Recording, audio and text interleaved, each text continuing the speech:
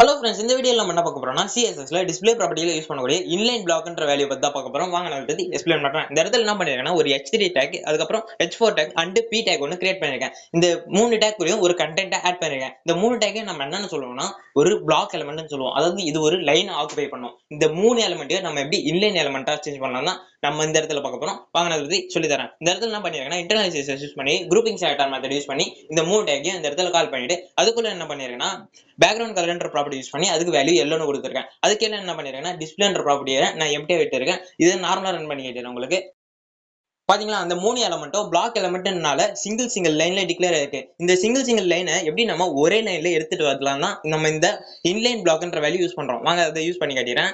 இந்த இடத்துல inline பிளாக்ன்ற value நான் போடுறேன். இன்லைன் பிளாக்ன்ற வேல்யூ நான் இந்த இடத்துல டிக்ளேர் பண்ணிட்டு வாங்க இப்ப ரன் பண்ணுவோமா. பாத்தீங்களா, அந்த மூணு எலமெண்ட்டும் சிங்கிள் லைன்ல டிக்ளேர் ஆயிடுச்சு. அதாவது இது ஒரு இன்லைன் எலமெண்டா டிக்ளேர் ஆயிடுச்சு. இதை நம்ம எதுக்கு மோஸ்டா யூஸ் பண்ணோம்னா ஒரு நேவிகேஷன் பாரை கிரியேட் பண்றதுக்கு யூஸ் பண்ணோம். அதை பத்தி நான் உங்களுக்கு அடுத்தடுத்த வீடியோக்குள்ள எக்ஸ்பிளைன் பண்றேன். இந்த வீடியோ உங்களுக்கு புரிஞ்சிருக்கும்னு நினைக்கிறேன். இது மாதிரி இன்னும் நிறைய இன்ஃபர்மேஷன் நீங்க தெரிஞ்சுக்கணும்னா மறக்காம என்னோட சேனல் சப்ஸ்கிரைப் பண்ணுங்க. அடுத்த வீடியோல பார்க்கலாம்.